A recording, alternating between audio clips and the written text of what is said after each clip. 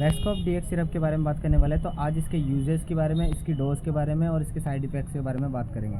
सबसे पहले यूज़ की बात करें तो डेक्स्ट्रामेथोर्फेन काम करता है जो खांसी आती है उसको रोकने का। क्लोरोफेनेमाइन काम करता है नाक में पानी आना, छींक आना, नाक में गुदगुदी होना, आँख में आंसू आना, इन सबको। लेने का तरीका है छोटे बच्चे 5-5 ml दिन में 2 बार, और बड़े व्यक्ति जो होते हैं उनको 10-10 ml दिन में 2 बार या 3 बार लेना होता है। साइड इफ़ेक्ट्स ज़्यादा नहीं है, नॉर्मल है। पेट में दर्द होना, कब्जी हो जाना, भूख न लगना, अनहेल्दी की सा फीलिंग होना, पेट में कब्जी हो जाना या बार बार उल्टी आना। सब्सक्राइब करें।